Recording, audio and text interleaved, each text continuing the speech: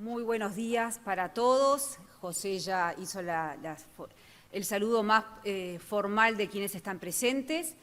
Agradezco que nos acompañen en la mañana de hoy.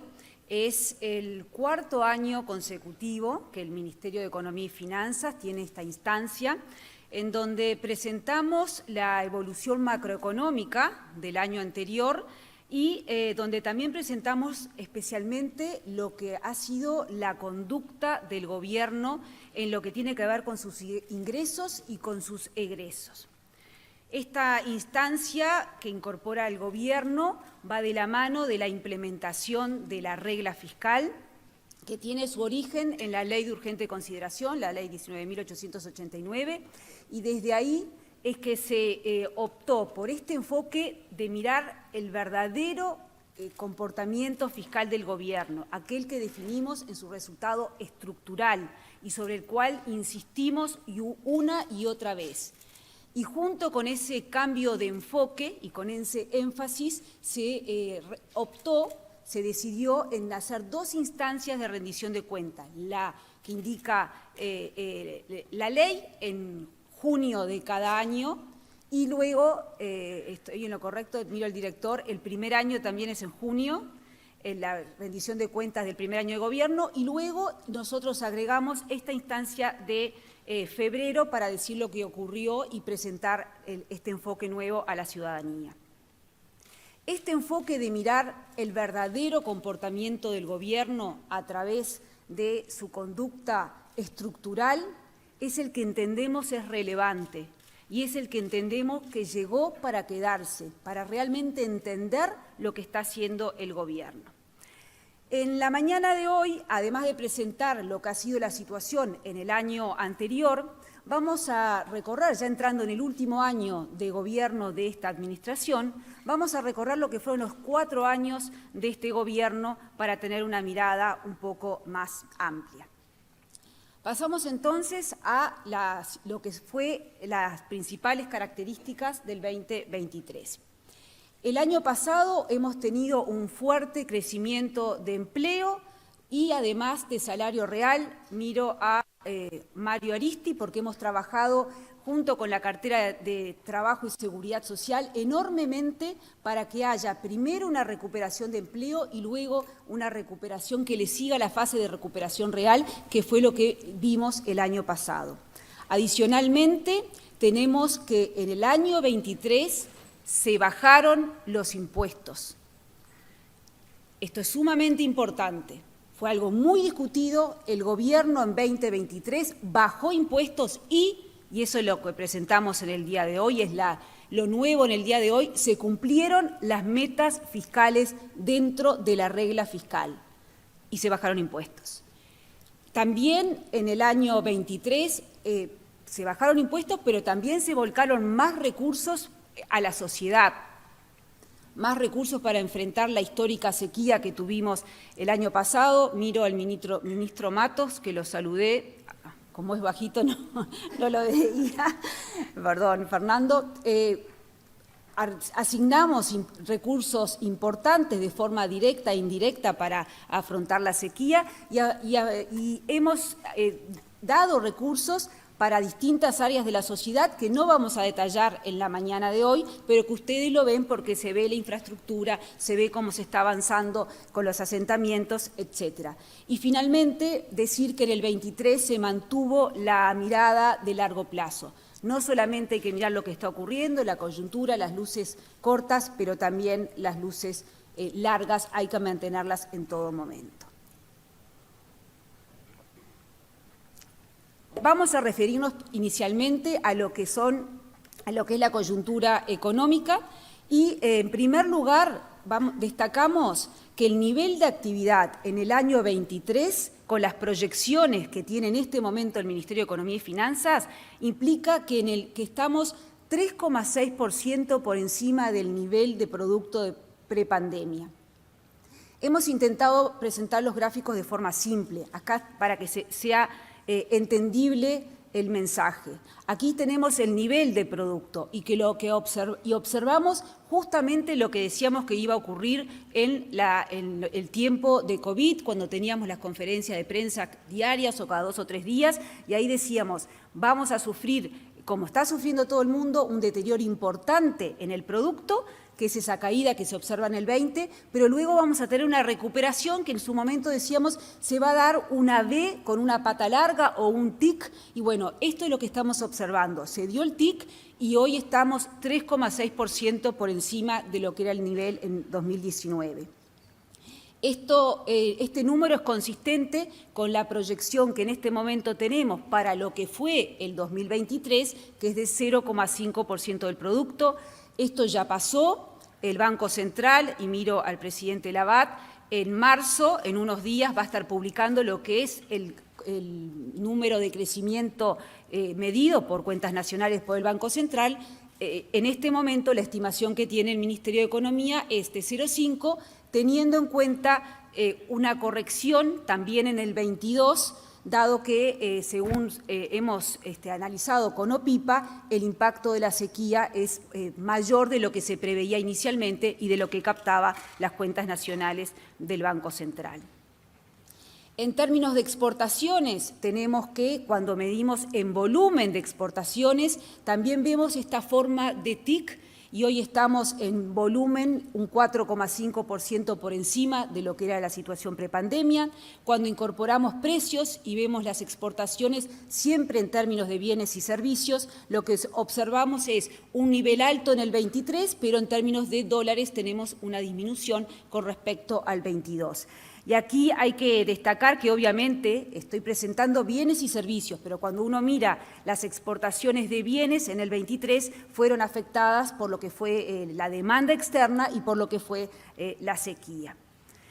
Si vemos lo que ocurre con la inversión, que es otro de los componentes del producto, de la actividad económica, tenemos un aumento desde el 2019 a la fecha de un 20%, es decir, hoy la inversión total, la inversión pública más la inversión privada, está un 20% por encima de la situación prepandemia, y esto es a pesar de que tenemos obras grandes como la de UPM que finalizaron en el 2023.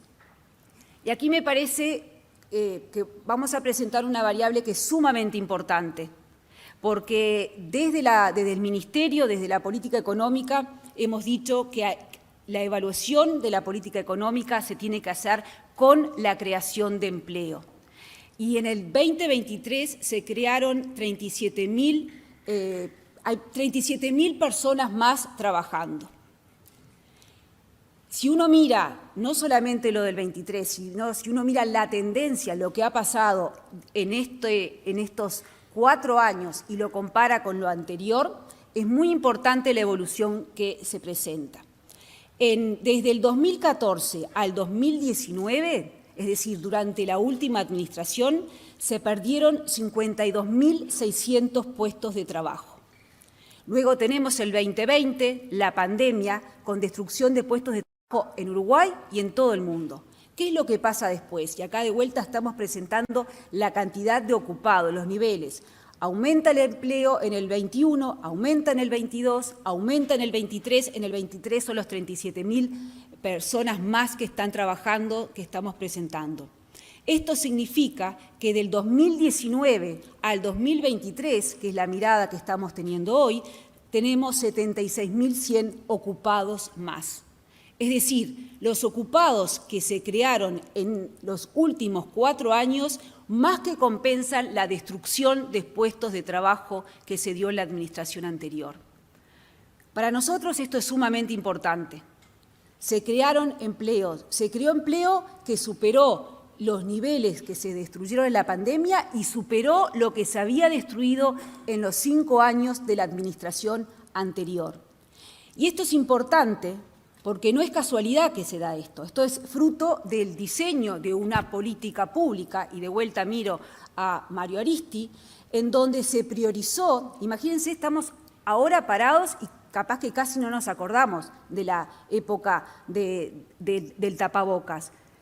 De hecho, esta primera presentación no la pudimos hacer acá, la hicimos, y también con el actual director de OPP, la hicimos en el piso 8, creo que es, donde encerrados y solamente se transmitía por streaming. No se podía hacer esta presentación presencial. Bueno, hoy decimos, luego de esa situación de pandemia, se crearon puestos de trabajo para compensar esa pérdida que se dio en la pandemia y, además, lo que se destruyó en el periodo anterior. Eso, como digo, con una mirada trabajada, con el énfasis en el empleo, y a eso se le suma, en una segunda etapa, que ahora sí lo podemos ver, la situación del salario real. Miramos a la izquierda lo que es la evolución del salario real, y hoy estamos por encima del nivel de prepandemia.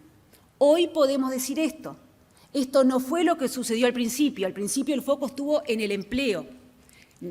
Se diseñó la política tal que hoy se llegue a este nivel. Hoy estamos 2% casi por encima del nivel de salario de real prepandemia, y si miramos lo que ocurrió en el último año, en el 2023, el salario real aumentó un 4% y que se divide en un 4,2% para el sector público, un 3,9% para el sector privado. Y aquí quisiera destacar que en este fuerte aumento del salario real en el 23 tenemos dos elementos que están jugando. El primero, que lo vamos a decir a continuación, y miro al presidente del Banco Central, que es la baja de la inflación, la significativa baja de la inflación que observamos en el 23, que repercute directamente en el bolsillo de las personas. Y el otro elemento, que también repercute directamente en el bolsillo de las personas y que se traduce en un aumento del salario real, que es la rebaja de impuestos que decíamos inicialmente. Particularmente estamos hablando de la rebaja más importante, miro a la directora de Política Tributaria, Pia Biestro, que es en el IRPF. La rebaja en el IRPF implicó, y está en este número, un aumento de 0,5% del salario real. Entonces, esta evolución del salario real, que fue estudiada, diseñada desde la política económica, se acelera o tiene su impacto a su vez positivo por la mayor baja de la inflación y por la rebaja tributaria que se dio en el 2023. Cuando uno une más empleo, mayores salarios reales, mayor ingreso en los hogares, que no lo hemos presentado, pero esa es la evolución que ha tenido, eso todo se refleja en un mayor consumo en los hogares. Entonces, también a nivel de niveles y comparando la situación en el 23 con lo que fue la situación en el 2019, tenemos un aumento de 5,4%, o sea, estamos un 5,4% por encima del nivel prepandemia, y particularmente en el 2023 el consumo de los hogares aumentó un 3,7%, de acuerdo a la estimación del Ministerio de Economía y Finanzas. Reitero, en algunos días el Banco Central va a publicar los datos de cuentas nacionales, de producto y de consumo. Y finalmente, para terminar esta primera parte que se refiere a la coyuntura económica, destacar la baja muy importante, muy significativa, que se dio en el 23 en términos de inflación. El año 19 terminó con una inflación de 8,8%, el año 23 terminó con una inflación de 5,1%. Claramente esa inflación es algo que se siente, esa menor inflación es algo que se siente en el bolsillo de todas las personas, y es algo extremadamente positivo que luego de enfrentar los desafíos, particularmente que enfrentamos la subida de precios producto de la guerra, hoy podamos presentar esta cifra. Y obviamente que tiene su correlación con el mayor salario real que presentábamos al inicio.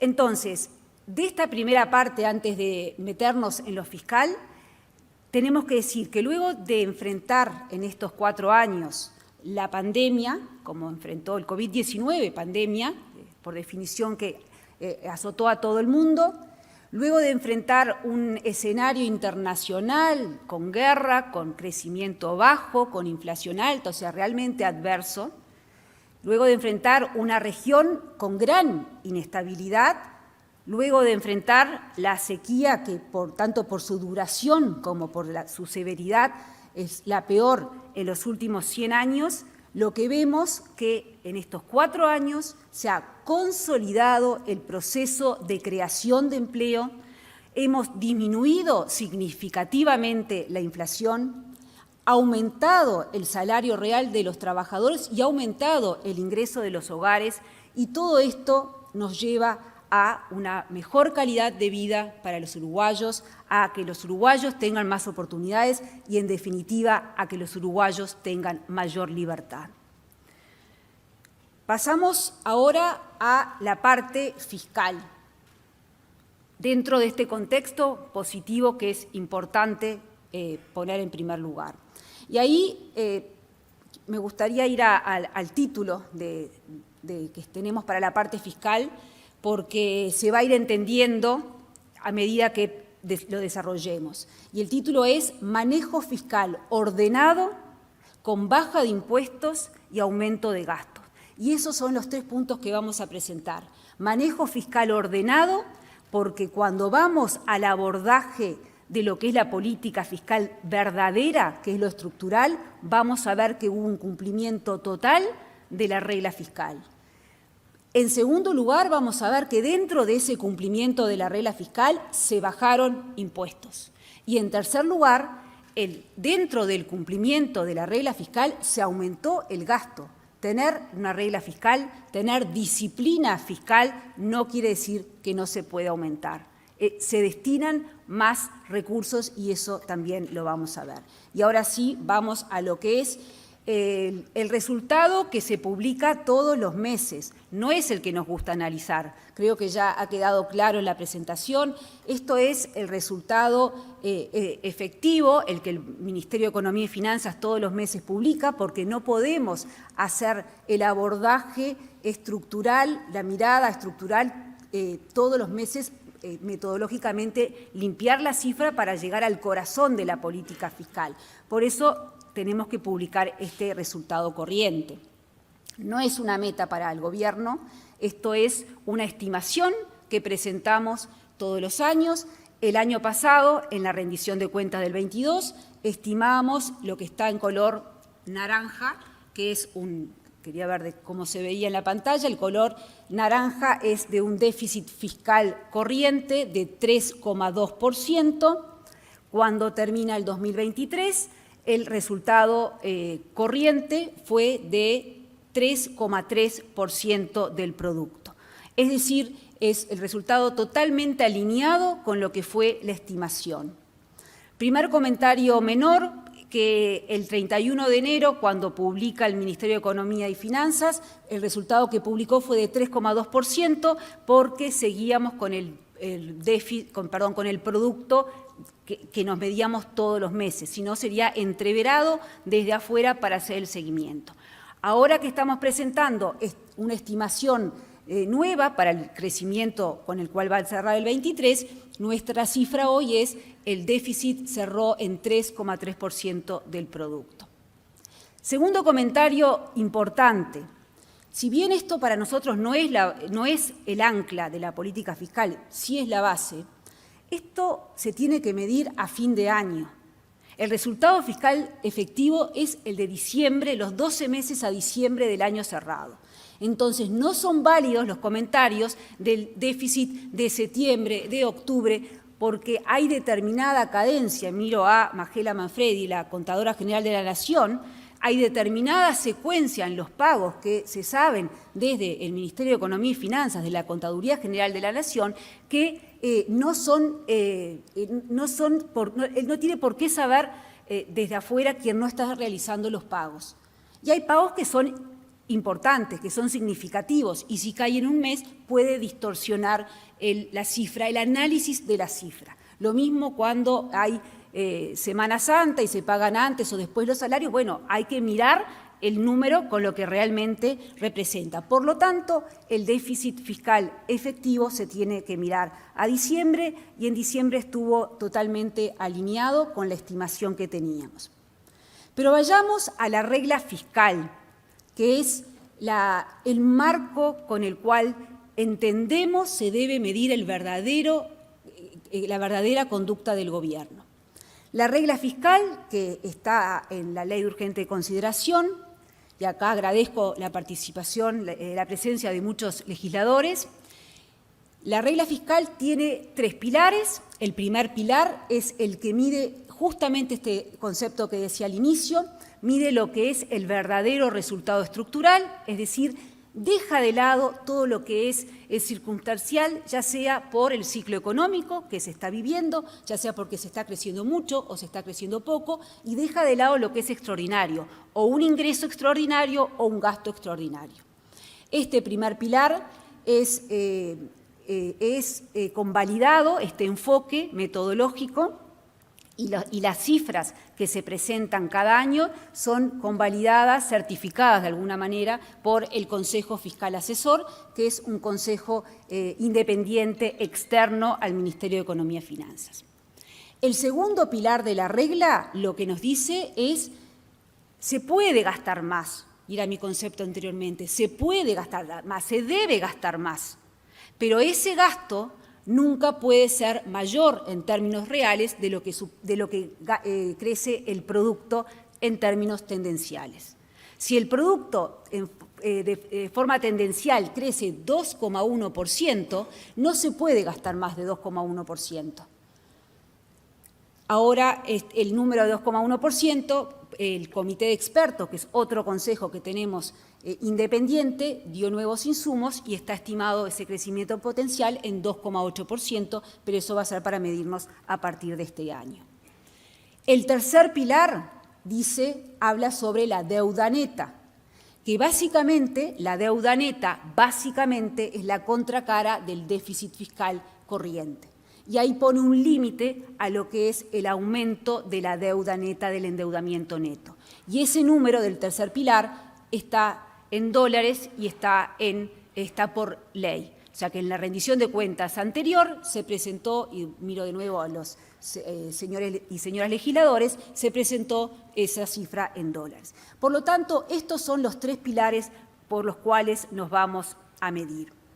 Y estos 3 pilares de la regla fiscal, que se diseñó de esta manera, pero lo que tiene detrás, que es realmente el ancla de la política fiscal, es la evolución de la deuda en términos del producto. ¿De dónde elegimos estos números de déficit fiscal estructural, de cuánto puede aumentar la deuda neta? Lo que está detrás, y esto es un proceso que en funcionamiento sigue mejorando porque es algo realmente complejo que hay que simplificar para que sea aplicable, lo que está detrás es que la deuda, el esfuerzo del país como deudor no puede aumentar en términos del producto. Entonces, ¿cuál es la evolución que hemos tenido? Consecuencia de la pandemia, en el 2020 la deuda aumenta casi 12 puntos porcentuales, estoy hablando de la deuda neta. Si recuerdan los legisladores, en Suárez, el presidente de la República presentó esto. En pleno COVID dijo, esto es lo que va a pasar, porque asumimos para mejorar las finanzas públicas, pero el primer año con el COVID hubo que aumentar la deuda y empeorar el déficit fiscal, y eso fue lo que se hizo. Luego de ese aumento de casi 12 puntos porcentuales de la deuda neta, la deuda baja en el 21 y se estabiliza. Y eso es lo que tenemos detrás en el diseño de la regla fiscal. Si vamos específicamente al año 23, y de vuelta nos comparamos con lo que era la estimación, esto no es una meta, pero es el ancla que está atrás, en la rendición de cuentas teníamos el rombo que está en azul de 52,2% del producto, que iba a ser la deuda neta, y terminó siendo 53,5% del producto, y esa diferencia se explica totalmente porque la deuda se mide en términos del producto y tenemos un producto que en el 23 fue menor al que esperábamos porque hubo menos inflación y porque hubo menos crecimiento. Pero el tema de la inflación impacta en los precios y, por lo tanto, en ese resultado. Vamos ahora al primer pilar de déficit fiscal estructural. Presentamos lo que es el déficit fiscal efectivo, el que publicamos todos los meses. Todos los meses, acá lo tenemos anual, y es el único gráfico, corregime Marcela, que lo presentamos desde el 2016, todos los demás lo presentamos para tener la comparación desde el 2015 hasta la fecha. En este caso, metodológicamente no está convalidada la metodología para ir para atrás con el resultado estructural por el Consejo Fiscal Asesor. Este es el déficit efectivo. Cuando ajustamos por el resultado extraordinario, hacemos esa corrección que está en verde, o sea, empezamos a sacar del resultado de lo que es extraordinario, sacamos lo que es el ajuste del ciclo, que es lo que está marcado en gris, y terminamos con el resultado estructural que está presentado en negro. Señores, esto es el resultado que hay que mirar. El resultado estructural es por el cual se tiene que evaluar la política fiscal del gobierno. En el 2019, el resultado estructural del gobierno central era de 4,5% del producto. En el 2023, el resultado estructural fue de 2,7% del producto. Esto es lo que hay que mirar. Creo que si hay un mensaje que me gustaría que se lleven en la mañana de hoy, que lo que define la política fiscal, lo que define el comportamiento verdadero del gobierno en términos de sus ingresos y de sus gastos, es el resultado estructural. Y en términos estructurales tenemos una mejora que va de 4,5 en el 2019 a 4,5, ¿es correcto? 4,5 en el 2019 a 2,7 en el 23. El 2,7 en el 23 es el número nuevo que estamos presentando en la mañana de hoy. Esto es lo que se presenta en las instancias de febrero. No lo podemos calcular todos los meses. Segundo pilar de la regla fiscal, el aumento del gasto primario, es decir, sin contar los intereses, no puede superar el crecimiento potencial de la economía, que es de 2,1%. En el año 23, de hecho, cuando miramos la totalidad de los gastos, bajaron los gastos. Bajaron porque en el 22 tuvimos un aumento muy importante de egresos COVID. Todavía, y miro a la ministra Rando, teníamos en el 22 egresos COVID. Ahora, si consideramos lo que son los egresos sin COVID, para interpretar exactamente cuál fue la política del gobierno, vemos que los egresos, cuando consideramos los egresos verdes, los egresos sin COVID, vemos que hubo un aumento de 1,5%. Esto para que quede claro que no hubo una contracción en lo que son los gastos sin considerar el efecto COVID. O sea que el segundo pilar está dentro del tope indicado. El tercer pilar, el endeudamiento que se había votado inicialmente, era de 2.200 millones de dólares, se presentó a la Asamblea General la cláusula de aumento legal por la emergencia hídrica, que anunciamos, ya comentamos hace unos minutos, y eso nos llevó a que se ampliara el tope de deuda a 2.860. ¿Cuál fue el endeudamiento neto al final del 2023? O sea, ¿cuánto aumentó la deuda neta del 2023? Bueno, no se utilizó todo ese cupo. Los legisladores saben bien que cuando la cláusula dice se aumenta hasta un 30%. No quiere decir que se usa todo lo que se amplía. Bueno, no se usó por segunda vez. El año pasado tampoco, miro al director de deuda Camil, apeló a la cláusula por la pandemia, pero tampoco se utilizó todo el endeudamiento permitido legalmente. El endeudamiento fue de 2.424 millones, que está dentro del endeudamiento legal que fue votado en el Parlamento. En definitiva, la regla fiscal, que es por lo que se debe evaluar la conducta del gobierno en términos de ingresos y gastos. Hay un cumplimiento en el resultado estructural, que es 2,7%, tal cual indicaba la meta. En el segundo pilar hubo una caída en los egresos porque veníamos de una base alta de COVID y por lo tanto estamos dentro del tope indicado de aumento de gasto. Y el tercer pilar, el endeudamiento neto, también está dentro de del tope legal. Es decir, que por cuarto año consecutivo, es decir, es la cuarta instancia en la que el gobierno se presenta ante la ciudadanía y muestra el cumplimiento de los 3 pilares de la regla fiscal. De vuelta, los 3 pilares fueron cumplidos por cuarto año consecutivo. ¿En qué deriva esta conducta fiscal? Junto con el escenario macroeconómico positivo que describíamos al inicio.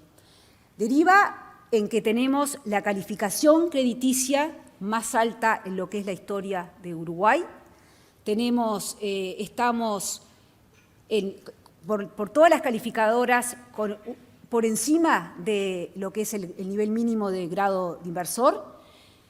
Y si dejamos de lado lo que es la metodología de las calificadoras, que tienen determinados criterios para medirnos, y vamos a lo que es el precio que pone el mercado, quien compra el bono de Uruguay, quien apuesta a Uruguay, vemos que el spread, que es la diferencia entre lo que le exige el inversor a Uruguay versus lo que le exige a un país libre de riesgo, a un país de referencia, en este caso Estados Unidos, ese spread está en un mínimo histórico.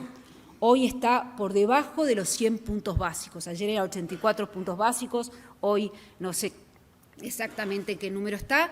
En la pantalla, además, es el celeste que corresponde a Uruguay, el celeste más grueso, la línea celeste más gruesa que ven que es la que más baja en la región y es históricamente baja para Uruguay. Y esto es sumamente importante. No es solamente importante para el Ministerio de Economía y Finanzas, es importante para las personas, para las empresas, porque primero, esto implica que cuando el gobierno tiene que cubrir su déficit fiscal, se va a endeudar a una tasa menor. Me exigen menos porque me ve con una buena calidad crediticia. Pero eso también, y por lo tanto yo puedo liberar recursos que en lugar de destinar al pago de intereses, lo puedo liberar a otras áreas que lo necesitan. Pero también esto tiene su impacto en las empresas, porque las empresas, el endeudamiento de las empresas va a estar relacionado con la tasa a la cual se pueda endeudar el país. Hasta ahora todo este cumplimiento de la regla fiscal refería a la primera parte del título, prudencia fiscal. Prudencia fiscal en un enfoque estructural. Voy a agregar 2 elementos más. El primero, que estaba en el título, hubo rebaja tributaria. Dentro de ese marco de prudencia fiscal se bajaron los impuestos. Esto, básicamente los impuestos, y esto ya lo hemos comentado, en realidad en el febrero pasado no lo comentamos, porque esto lo anunció el presidente en marzo, inmediatamente después tuvimos la presentación con los legisladores para presentar lo que iba a ser la propuesta de rebaja tributaria. El impuesto más significativo en términos de lo que implica fiscalmente es la rebaja del IRPF, que básicamente se hace mejorando lo que deducen los contribuyentes de IRPF, y este beneficio alcanza al 75% de los contribuyentes de IRPF. Estamos hablando de 327.000 personas que se ven beneficiados por la baja del IRPF. Esto quizás nos olvidamos de la rebaja de impuestos y de la discusión porque fue exactamente o casi exactamente hace un año, pero se rebajaron los impuestos. Algunos efectos se vieron en este año, miro a Margarita Faral, la directora de la DGI, otros impuestos se van a ver, la rebaja se va a sentir este año. Continúo con los impuestos que bajaron. El IRPF, en primer lugar, destaco que dentro de las personas que se vieron beneficiadas, los 327.000, hay 63.000 personas que dejan de ser contribuyentes de IRPF. 63.000 personas, creo que es un estadio Centenario lleno, me podrá corregir el subsecretario. Esto, en el 23, esta rebaja de impuestos explica un 0,5% del aumento del salario real.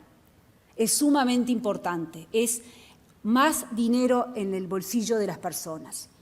Luego tenemos la rebaja del IAS, que por el diseño del IAS obviamente afecta a todos los pasivos contribuyentes, que son unos 179.000 beneficiados, de los cuales 20.000 dejan de pagar el IAS. Y luego tenemos un conjunto de medidas que son para las empresas más pequeñas. Esto anualmente tiene una resignación fiscal, o sea, se dejan de percibir ingresos o la gente deja de pagar, desde el punto de vista de las personas, unos 150 millones de dólares. Y acá, este año, en el año 23, dejamos de recaudar menos, por esto que decía, no todo el efecto se empezó a ver en el 23, por lo tanto, se va a ver absolutamente todo en el 24. O sea, se van a ver más beneficios en el 24 que lo que se vio en el 23. Y yo creo que esto es sumamente importante, la rebaja de impuestos, porque más allá de la discusión de si era posible o no, más allá de que se hizo dentro de un cumplimiento de la regla fiscal, acá hay un quiebre en la forma de hacer política económica. Porque lo que ocurría en el pasado era que cada gasto se financiaba con más impuestos. Se tenía que gastar más, y no cuestiono o no entro en qué se gastaba, pero lo que se gastaba más se financiaba con más impuestos. Y si uno observa la administración anterior, hay varios hitos, hay varios momentos en donde se aumentan impuestos más allá del ajuste fiscal del 2017. Este manejo de la política económica es diferente, se quiebra con esa lógica de más gasto, más impuestos. Aumentaron los gastos, como estoy diciendo, dentro de la regla fiscal, pero no aumentaron los impuestos, se bajaron los impuestos en este año. Por eso me parece que es sumamente importante destacar esto, porque en definitiva también va con el concepto que decíamos al inicio. La rebaja de impuestos también es más libertad para las personas, que es el concepto que el presidente de la República repite una y otra vez, y que realmente, cuando lo entendemos en su cabalidad al concepto, es sumamente profundo y, en definitiva, es lo que al final del día guía a la política en general y a la política económica en particular. Pasamos a la tercera parte de lo que era la presentación fiscal. Dijimos prudencia fiscal, que es todo el cumplimiento de la regla fiscal, rebaja de impuestos, quebrando la lógica de la administración anterior de todo gasto se financia con más impuestos, y en tercer bloque decir se asignaron recursos, se aumentaron los recursos que se vuelcan hacia la sociedad. Tener una regla fiscal no quiere decir que baje el gasto. Tener una regla fiscal es aumentar el gasto dentro de parámetros que nos hacen estar ordenados. Es el dinero de la gente, lo tenemos que cuidar de forma, cuidar y ordenada es lo mismo, lo tenemos que cuidar. El dinero de los uruguayos lo tenemos que cuidar, entonces dentro de esa regla fiscal se puede aumentar los gastos. Y lo que presentamos aquí son dos gastos específicos del 2023.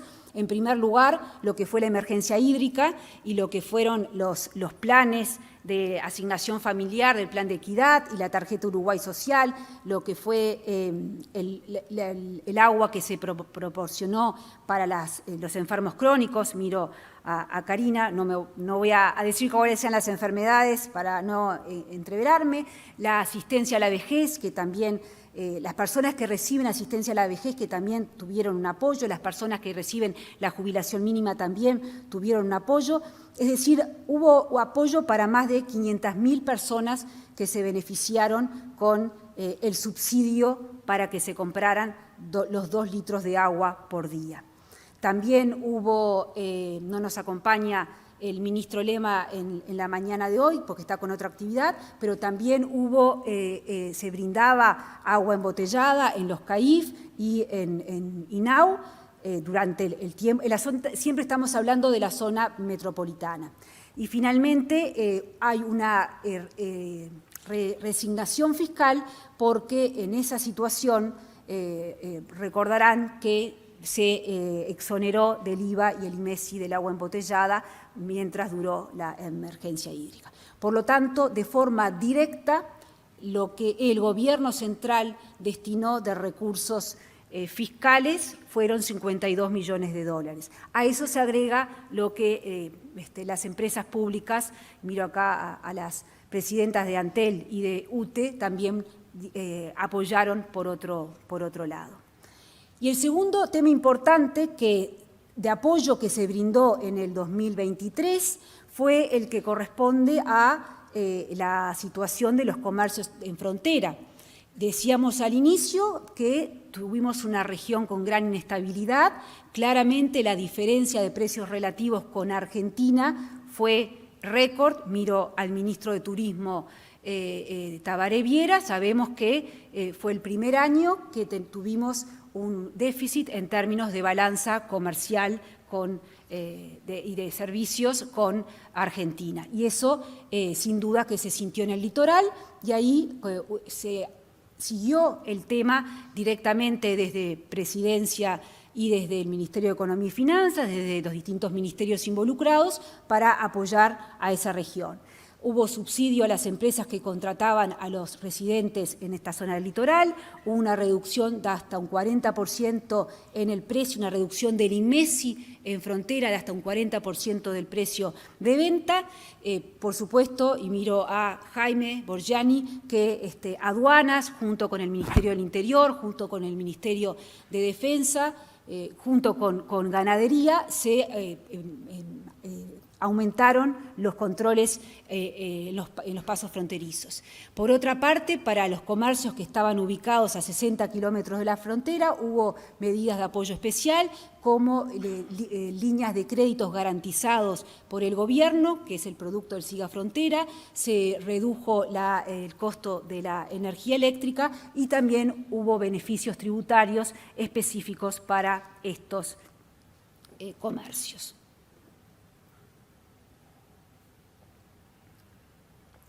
Y llegamos ahora a la parte final de la presentación y me gustaría acá detenerme porque me parece que es muy importante tener una mirada de largo plazo. He insistido con la mirada estructural en lo fiscal y ahora insisto en que hay que tener una mirada de largo plazo para entender lo que ha sido la política fiscal. Y vuelvo a insistir en que lo que tenemos acá es un cambio en la política económica del Gobierno. La rebaja de impuestos muestra perfectamente que la política económica cambió. No es a todo gasto le sigue un aumento de impuestos, sino que en esta administración se bajaron impuestos. Pero igualmente importante me parece detenernos en esta mirada de largo plazo. No se asusten por el gráfico porque el concepto es simple. En términos de ingresos, estamos mirando los ingresos corrientes, acá no está depurado de ningún resultado estructural o extraordinario, que es lo que nos gusta, porque estos números son los que son públicos. Lo otro es una metodología que está avalada por el CFA, pero que no se pueden reproducir, digamos, por lo menos para el 2014 al 2019. Todo esto va a quedar colgado en la página web. En términos de ingresos corrientes sobre productos corrientes, lo que observamos es que del 2014 al 2019 los ingresos en términos del producto aumentaron 0,8 puntos porcentuales. Del 2020 al 2023 aumentaron 0,3 puntos porcentuales. ¿Qué pasa con los gastos corrientes en términos del producto? La línea verde nos muestra que del 2014 al 2019 los gastos aumentaron 2,6%. Me detengo un minuto, Marcela, en el periodo 2014-2019. Mientras los ingresos en términos del producto suben vamos a decir el número exacto, mientras los ingresos en términos del producto suben 0,8 puntos porcentuales, los gastos suben más. Suben y suben más, suben 2,6% puntos porcentuales. Esto quiere decir que la administración anterior se comió y más todo el aumento de ingresos. Reitero, la administración anterior, periodo 2014-2019, números públicos, muestra que se comió y más el aumento de ingresos que tuvo. ¿Por qué digo y más? Porque los gastos aumentaron más de lo que aumentaron los ingresos, siempre en términos del producto. Si vemos lo que son estos 4 años de esta administración, los ingresos, como dije, aumentaron 0,3% y los gastos bajaron 0,3% en términos del producto. Puntos porcentuales, 0,3 puntos porcentuales. ¿Esto quiere decir que bajaron los gastos? No, los gastos subieron, como hemos dicho. Pero en términos del producto corriente bajaron 0,3%, o sea, no nos comimos el aumento de ingresos. Y esto es algo fundamental, muestra un enfoque diferente, reitero, y si uno va a las rendiciones de cuentas de la administración pasada, se hacían cálculos, se crece más, me lo gasto todo, y más, no es el enfoque que ha tenido esta administración. A mí este resultado, y en la parte de abajo las barras grises corresponden al resultado fiscal que en el 2019 está a 3,9, si ahí corregimos por el fideicomiso nos da el 4,5% y en el 2023 da el número a diciembre el efectivo de 3,3%. Yo dije hasta ahora que a mí me gusta la mirada estructural, pero como estos números corrientes son los que se pueden reproducir fácilmente, presento esto primero. Si lo vemos en términos estructurales, la conclusión es exactamente la misma y es la que a mí me gusta ver. Y ahí tenemos, vamos al primer periodo, la administración anterior, del 2014 al 2019, los ingresos aumentan 1,4 puntos porcentuales y el gasto aumenta 2,9, casi 3 puntos porcentuales. De vuelta a la conclusión, la administración anterior se comió el aumento de ingresos y más, porque el gasto aumentó más de lo que aumentó el ingreso, en términos del producto, y acá sí hacemos un ajuste en las cifras.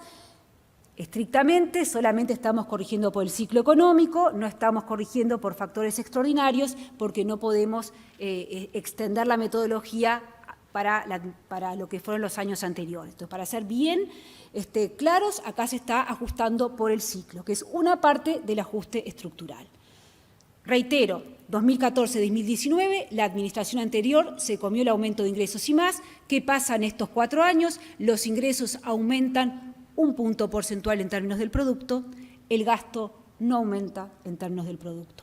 En términos del producto, ¿hay más recursos que se destinan a distintas actividades? Sí. Hay aumento de gasto, pero de forma prudente.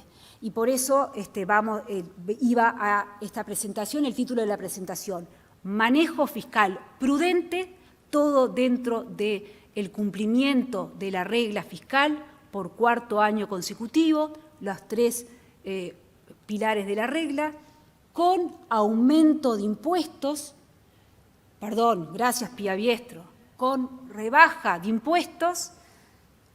Reitero, entonces, el título de la placa era Manejo fiscal prudente, cumplimiento de la regla fiscal de los 3 pilares de la regla fiscal por 4 años consecutivos, con rebaja de impuestos y con asignación de recursos para áreas prioritarias.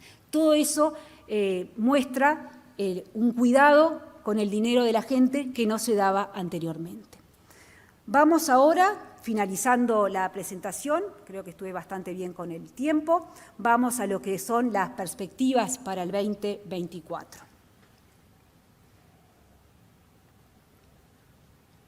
Cuando quieras, Marcela. Para el 2024 estamos esperando un crecimiento del producto de 3,5%.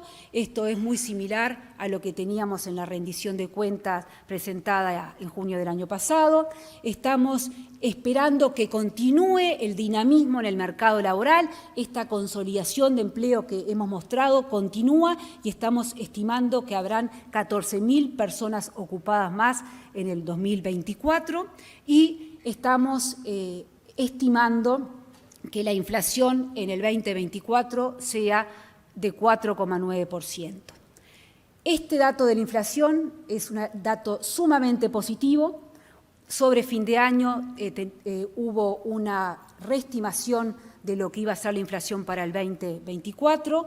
La inflación consolidó su tendencia a la baja sobre el final del año y eso hizo que el equipo del Banco Central, las estimaciones del Banco Central, revisaran a la baja la estimación para el 24 y eso hizo que eso es algo que es bueno para todos porque implica un mayor salario real, implica mayores ingresos reales. Esto, sin embargo, tiene un efecto en lo que son las cuentas fiscales y esto lo vamos a captar en lo que son las estimaciones y las metas que ponemos para este año 24. El primer número, que es el resultado a diciembre del 24, el efectivo, que es el que no nos gusta mirar, pero que tenemos que tomar como base para corregir, el déficit fiscal estimado para el 24 es de 3,3% del producto. La diferencia con el estimado que teníamos anteriormente corresponde exactamente a los ingresos que deja de percibir el Estado por la baja de inflación. ¿Qué es este efecto? Si esta copa sale 100 pesos, la DGI recauda 22 pesos en el IVA de la venta de esta copa. Si esta copa el año que viene yo esperaba que aumentara a 120 pesos, voy a tener una recaudación. Si yo espero que aumente a 110 pesos porque tengo menos inflación, voy a tener una recaudación menor. Eso, en términos simples, es lo que sucede este año. Es una buena noticia que se ha bajado la inflación. Esa buena noticia implica que los ingresos, la recaudación nominal es menor a la que se proyectó cuando presentamos la rendición de cuentas. Y como el resultado estructural no va a corregir, en la metodología que tenemos no corrige por esta baja en la inflación, entonces el resultado estructural que teníamos de 2,6% en la rendición de cuentas lo pasamos a 2,9%. Reitero, el cambio en el resultado efectivo y en el resultado estructural en la meta indicativa del 24 corresponde totalmente a la baja en los impuestos producto de la baja en la inflación. Es algo que metodológicamente es algo extraordinario que metodológicamente no se recoge. ¿Se podría recoger eventualmente en un diseño más sofisticado? Sí. En este momento no lo recoge la metodología y es importante destacar que esto se da por una única vez. No es que va luego de esa impacto se vuelve a la situación anterior. El segundo pilar, obviamente, está dado por lo que es el aumento del gasto, está topeado por lo que es el aumento del Producto Real, que, como dije, fue estimado con los nuevos insumos del Comité de Expertos y hoy es 2,8%. Y finalmente, esto no hay ninguna variación y tampoco hay variación con lo que es el endeudamiento en términos de dólares de deuda neta, que es el tercer pilar y se mantiene en 2.300 millones de dólares. En síntesis, y recapitulando lo que fue la primera parte de la presentación en términos de coyuntura económica y luego la parte más dura, si se quiere, que es la parte del comportamiento fiscal, en estos 4 años se cumplió con dinamizar la economía y hoy la actividad económica está 3,6% por encima del nivel de prepandemia. Se cumplió con generar empleo y hoy tenemos 76.000 personas ocupadas más con respecto al nivel de prepandemia. Esto fue una política estudiada, diseñada, se centralizó primero en aumentar el empleo para luego aumentar el salario real y se cumplió con el compromiso de mantener el salario real, de recuperar el salario real, y hoy estamos casi 2% por encima del nivel de prepandemia en términos de salario real. Toda esta mirada en las variables macroeconómicas no nos inhabilitaron a avanzar en estas luces largas de reformas estructurales. Debemos destacar, sin lugar a dudas, la reforma de seguridad social, que fue de las más importantes que llevó a cabo este gobierno en el año pasado y que pega directamente en lo que son las finanzas públicas. No quiero ponerme a pensar qué serían las finanzas públicas, o sea, no habría sostenibilidad de las finanzas públicas si no hubiera reforma de la seguridad social. Se bajaron impuestos y se destinaron mayores recursos a las áreas prioritarias para la sociedad. Y todo esto, la rebaja de impuestos y el destino de más recursos para la sociedad, todo eso se hizo dentro del compromiso de ordenar las cuentas fiscales. No son contradictorios. Gastar más de forma focalizada, de forma eficiente, atendiendo las necesidades de las personas y bajar impuestos no es contradictorio con tener las cuentas ordenadas. Entonces, se hizo todo esto con las cuentas ordenadas. Y el número que me gustaría, si se quedan con un número de esta presentación, es la mejora en el resultado estructural. El resultado estructural es el que realmente mide lo que está haciendo el gobierno. En ese sentido, pasamos de un resultado estructural de 4,5% del producto en 2019 a un resultado estructural de 2,7% en 2023. Hay una clara mejora del resultado estructural en esta administración. Termino acá la presentación y creo que abrimos para algunas preguntas. Si hay preguntas de la prensa, espero que no de los colegas, porque las podemos hacer de forma directa. Muchas gracias.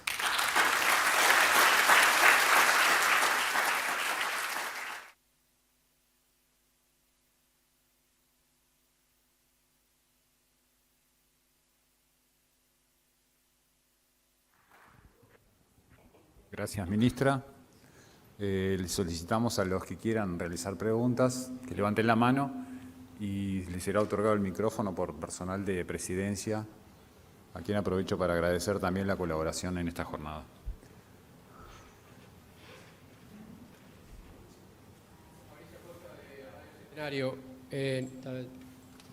Ministra, usted hablaba justamente del aumento del salario real y también hablaba del control de la inflación. Igual hay una lectura que están haciendo tanto candidatos presidenciales, oficialistas como de oposición y de la gente, de que Uruguay es un país caro y que hay que bajar el costo de este país caro. ¿Cómo condice esa situación del aumento del salario real, del control de la inflación, con un Uruguay caro? Muchas gracias por la pregunta y la respuesta está en una diapositiva que la sacamos por falta de tiempo porque se iba muy larga. Acá hay dos conceptos distintos. En primer lugar, la inflación bajó y de forma muy importante del 2019 al 2023. La inflación hoy cerró el año pasado en 5,1%. Eso es indiscutible. Hay una baja de inflación que junto con la rebaja tributaria que mencioné, en particular lo que tiene que ver con el IRPF, se traduce en un aumento del salario real, que también era algo que se discutió si se iba a volver al nivel prepandemia o no, y se volvió. Otro elemento es el nivel de precios y si podemos tener precios que sean más competitivos y que no, por ser un país pequeño, tengamos que tener una estructura de precios más alta. En ese sentido, hay un equipo de trabajo interministerial en donde está el Ministerio de Salud Pública, en donde está el Ministerio de Ganadería, en donde está el Ministerio de Industria, en donde está la OPP y creo que está el ATU y está el Ministerio de Economía y Finanzas. Estamos trabajando para que se dé, para mejorar esa situación. Y particularmente el Banco Central hace unas semanas, Diego, creo que no hace más que eso, publicó, y fue bienvenida a la discusión que se abrió, publicó 2 trabajos, no el Banco Central, el sector privado, publicaron 2 trabajos que van en ese sentido. Hay espacio para tener precios que sean más eficientes y por lo tanto estamos totalmente de acuerdo que tenemos que tener un nivel de precios menor. Hace tiempo que estamos trabajando en eso y estamos avanzando. Gracias. ¿Qué tal? Buenos días. Alejandro Rodríguez de Canal 5. La consulta es si se tiene discriminado cuánto es el peso de la seguridad social en el déficit y eventualmente teniendo en cuenta que posiblemente se vaya a ver eventualmente a discutir un cambio de reglas a través de un plebiscito, si se ha analizado el impacto que eso podría tener. Gracias. La segunda parte de la pregunta, ¿me la puede repetir, por favor? Claro, en caso de que prospere el plebiscito, que seguramente haya sobre ese tema, si los números, cuáles son las proyecciones que hay desde Economía en cuanto al peso de la seguridad social. Gracias. La segunda parte de la pregunta no la puedo contestar, porque fue lo que dije al inicio, fue lo que dije en la presentación. Si vamos marcha atrás en la reforma de seguridad social, no hay sostenibilidad en el sistema de seguridad social, no hay sostenibilidad en las finanzas públicas. Los gastos en términos del producto, y esto lo presentó claramente el presidente en la primera conferencia de prensa donde se presentó la propuesta de reforma de seguridad social, daban que los gastos de seguridad social en términos del producto aumentaban constantemente. Por lo tanto, no es un escenario que nosotros estemos analizando, no es un escenario serio, factible desde el punto de vista de la sostenibilidad del sistema de seguridad social y de las finanzas públicas. Gracias. Daniel de León, de Canal 12 de Telemundo. ¿Ya está decidido a qué área se va a volcar este año el gasto del Estado? ¿En qué área se va a mantener o se va a volcar a alguna otra área? ¿Va a haber algún anuncio por parte del presidente de la República el próximo 2 de marzo en este tema? Con respecto a lo último, claramente no voy a comentar qué es lo que va a decir y tampoco el presidente nos comenta, se reúne con el gabinete, tenemos insumos, es el presidente quien prepara su discurso frente a la Asamblea General. Con respecto a cómo se van a asignar los recursos, esto es todo público.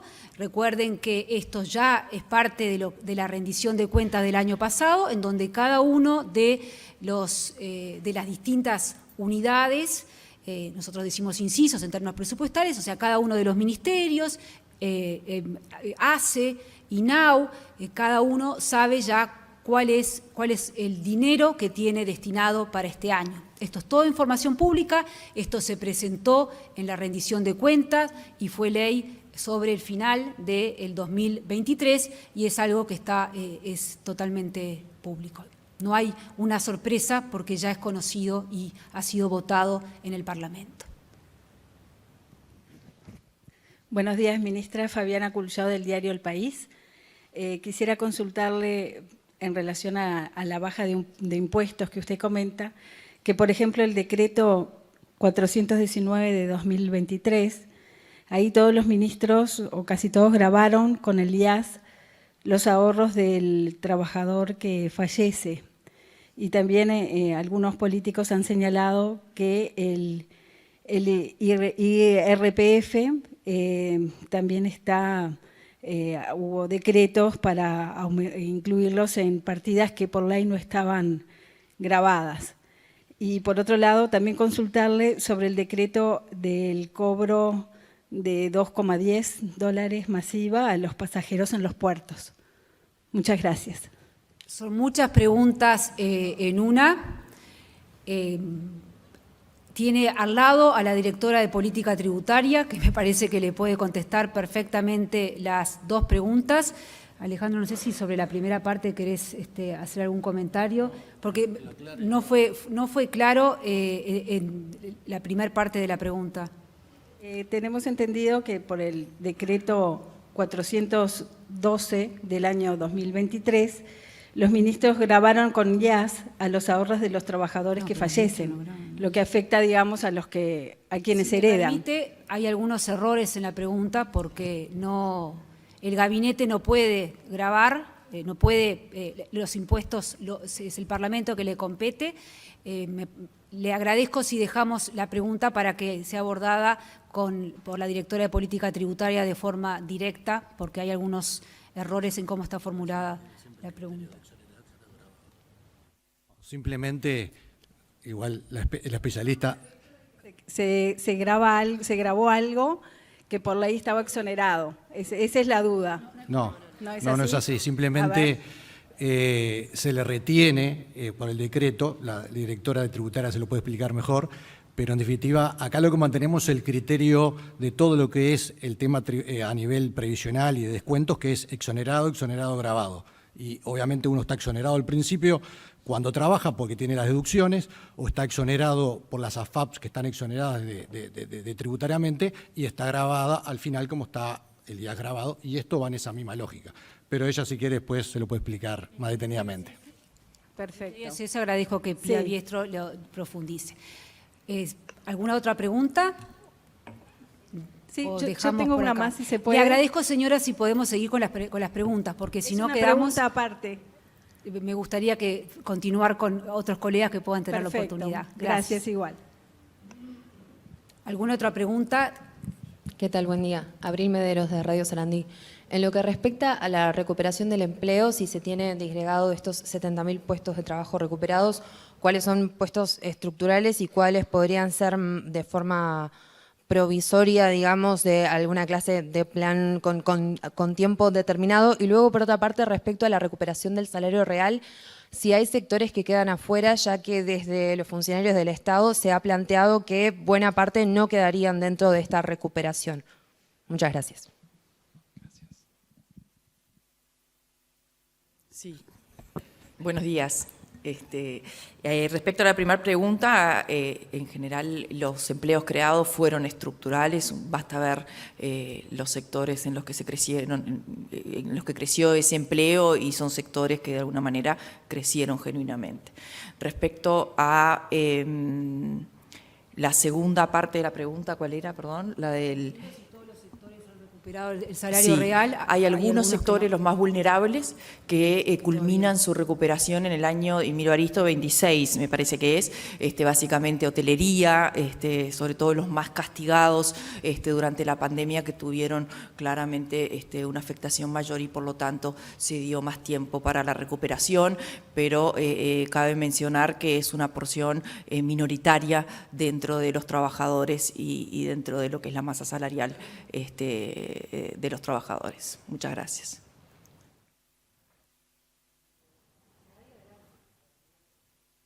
Buenos días, Juan Pablo da Costa de Canal 4.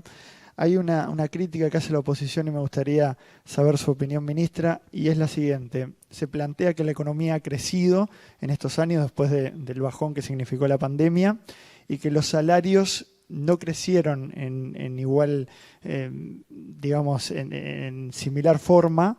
Recién ahora hay una recuperación del salario y en este 23 está un poquito por encima del 19. Y que esa riqueza que se generó o ese crecimiento benefició a los sectores económicamente más pudientes o más poderosos. Quería conocer su opinión respecto a esto. Gracias.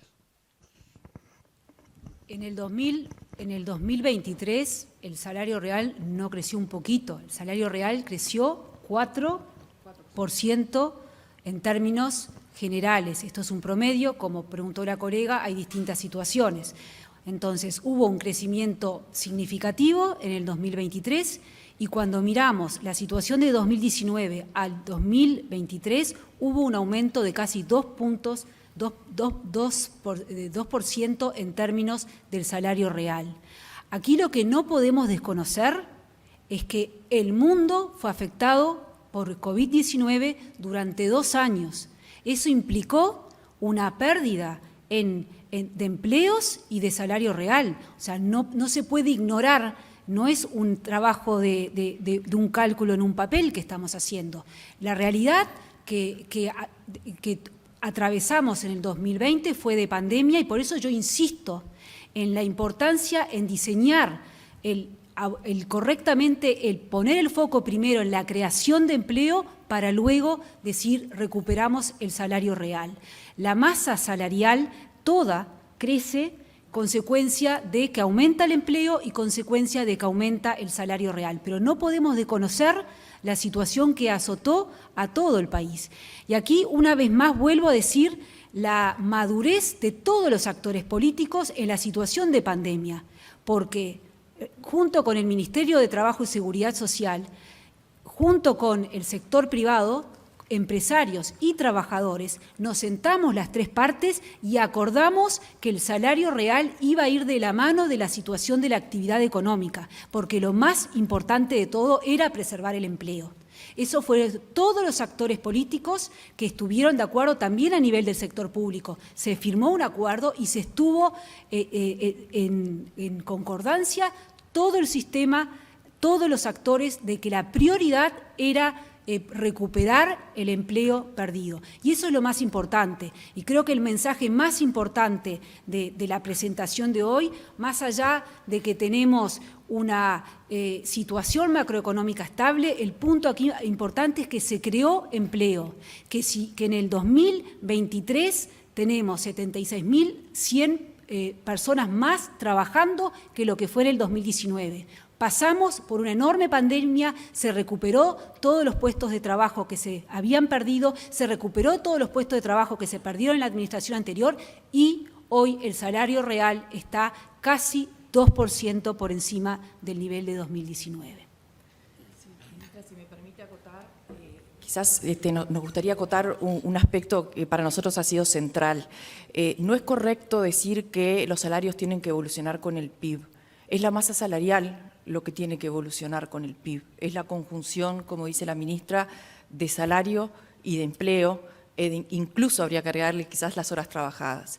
Y si uno mira esa información, la realidad es que la masa salarial, considerando empleo y salario sin considerar las horas trabajadas, está 4% por encima en términos reales de lo que estaba en la prepandemia, y eso es perfectamente consistente con el 3,6% de crecimiento del PIB. Ahí ha sido una discusión y creo que es un tema de confusión que nosotros hemos procurado instalar con este aspecto que menciona la ministra. Cuando crece el PIB no solamente hay que traccionar el salario, sino también el empleo, porque si no dejamos a los más vulnerables o los más frágiles del mercado laboral detrás. Muchas gracias. Importa el salario real, pero importa también que más personas perciban ese salario real. Muchas gracias a todos por acompañarnos en esta mañana. Un gusto una vez más. Gracias.